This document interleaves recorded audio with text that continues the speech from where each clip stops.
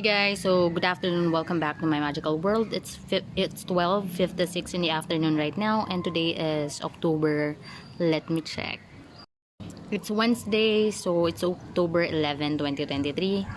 I'm supposed to be busy today, but saglit lang guys. So may ano lang ako, maingay yung door, wait lang.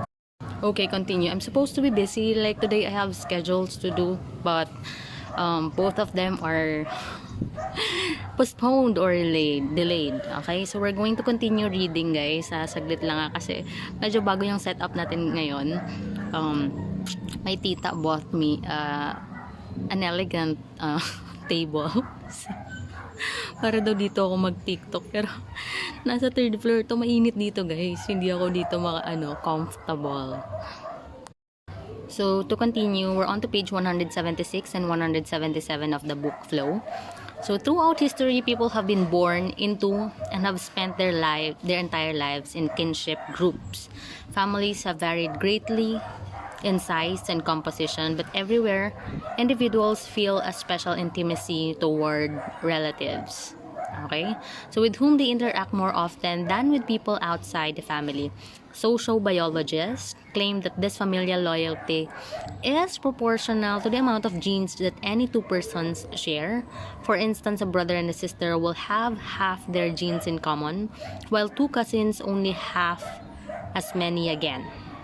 So in this scenario, siblings will on the average help each other out twice as much as cousins. Kasi nga, it's on their genes. Like, the X and Y chromosomes, they have, syempre similarities. Kasi, alam mo na, magkamag-anak nga. Kapatid, di ba? Blood related. So, wait lang, nawala tayo.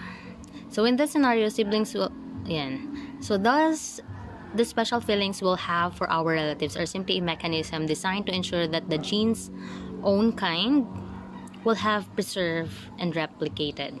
Okay? So, there are certainly strong biological reasons for our having a particular attachment to relatives. No slowly maturing mammalian species could have survived without some built-in mechanism that made most adults feel responsible for their young, and young feel dependent on the old. For that reason, the bond of the newborn human infant to its caretakers and vice versa are especially strong, but the actual kinds of relationships families have supported have been astonishingly diverse in various cultures and at various times. For instance, whether marriage is polygamous or monogamous, or whether it is patrilineal or matrilineal, has a rather strong influence on the kind of daily experience husbands, wives, and children have with one another. Wait lang guys kasi. Wait lang guys. Ayan. So, continue. So do less obvious features of family structure, such as specific patterns of inheritance. The many small principalities into which Germany had been divided until about a century ago, each had laws of inheritance that were based either on primogeniture. If there are words, guys, that are not familiar to you, you can search it, diba? So Google is your friend, is your best friend actually. And so check it out. I'm not the only one who will give you accurate information. There's you can verify everything nowadays, diba? Discern what is fact and what is fact and fake. We're the oldest. Ang ingay guys, nakakairita. So dun yun sa kabilang wait lang. Yan o, ang ingay, nakakaasaran, diba? So, wait lang I'm sorry for this interruption. Wait lang. Continue. So, where the oldest son was left the entire family estate or on an equal division of the estate among all sons, which of these methods for transmitting property were adopted seems to have been due almost entirely to chance. Yet the choice had profound economic implications. More pertinent to our story, the relationship between siblings in a culture that had primogeniture must have been substantial different from one in which equal economic benefits accrued to all children. The feelings brothers and sisters had for one another, what they expected from one another, their reciprocal rights and responsibilities were to a large extent built into the peculiar form of the family system. As this example demonstrates, while genetic programming may predispose us to kalma lang guys, kalma. To attachment to family members, the cultural context will have a great deal to do with the strength and direction of that attachment. So, may pasok na ako guys, nawala una na. Let's make this fast. Okay. To do with the strength and direction of that attachment. Because the family is our first and in many ways our most important social environment, quality of life depends to a large extent on how well a person succeeds in making the interaction with his or her relatives enjoyable.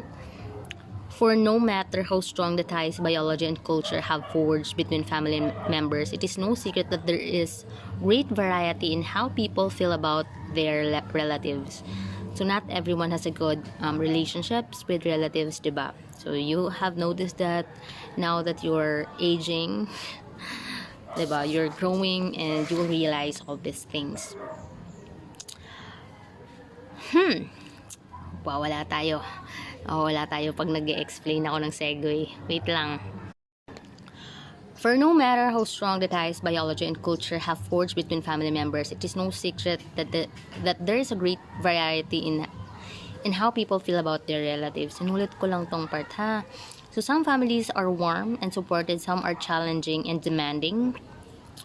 Others threaten the self of their members at every turn. Still others are just insufferably boring. The frequency of murder is much higher among family members than among unrelated people. Child abuse and incestuous sexual molestation, once thought to be a rare deviation from norm, apparently occur much more often than anyone had previously suspected. Okay, so please take care of your kids, diba? If you have one. Nowadays this is rampant, diba? Wherever you are in this world, okay, so be very careful. Okay, so nakakainis guys, hindi ko siya masulat. Nawawala ako, wait lang So yan. In John Fletcher's words, those have most power to hurt us that we love. It is clear that a family can make one very happy or be an unbearable burden. Which one it will be depends to a great extent on how much psychic energy family members invest in their mutual relationship and especially in each other goals.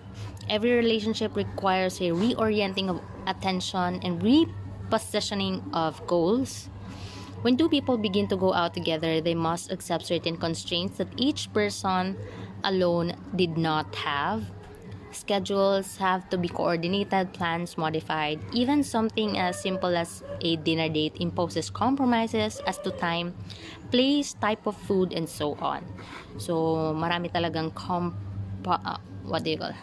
you really have to compromise when you are in a certain relationship, diba? So, it's a thing, diba? So, pagalingan sa pag-compromise. If you are willing to do that, then go for it.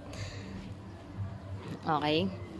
So, to some degree, the couple will have to respond with similar emotions to the stimuli they encountered. The relationship will probably not last long if the man loves a movie that the woman hates and vice versa. So, more of like reconsideration talaga when you are in a relationship. Like, romantically speaking, not only romantic, I mean all kinds of relationships. Diba? Your friends, you must have, somehow, dapat medyo align yung goals nyo and yung interest. So, yun talaga. So, when two people choose to focus their attention to each other, both will have to change their habits. As a result, the pattern of the consciousness will also have to change. Getting married requires a radical and permanent reorientation of attentional habits.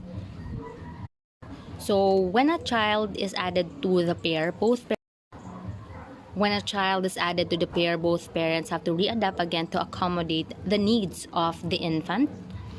Their sleep cycle must change. They will go out less often. The wife may give up her job. They may have to start saving for the child's education. All this can be very hard work, and it can also be very frustrating if a person is unwilling to adjust to personal goals. When starting a relationship, then a lot of what subsequently happens in the relationship will produce disorder in the person's consciousness, because novel patterns of interaction will conflict with old patterns of expectation. A bachelor may have on his list of priorities to drive a sleek sports car and to spend a few weeks each winter in the Caribbean. Okay, so stop na tayo guys. So we're done na with 2 pages a day 2 pages. Yan, so it's not much. I mean, you can only do a certain thing, diba? On a daily basis. Yan, stretching tayo. But it's productive. Whether you think how small it is. I mean, small progress, it starts there. Right? So, ayun guys, I hope you are doing well. I think yung daughter nung friend ko is a bit sick, so he's asking me of so many things regarding the medicines and all of that. So, I really hope guys that you guys that are watching my channel are always healthy and at peace, you know, with yourself. Ayan guys, so thank you guys for listening, and thank you for helping me make this world a better place for all of us and for the future generation. I think okay naman mag-film dito sa 3rd floor. Hindi, may cover din naman dito, but hindi lang ako sanay. So nag-ano pa ako adjust sa busy sa work, busy na sa when I'm there. I'm going back actually. So yun na, have a safe day. Okay, so make sure to eat your fruits today. Kung wala man nagre-remind sa iyo, let me remind you of that. And I will see you again tomorrow. Goodbye, guys.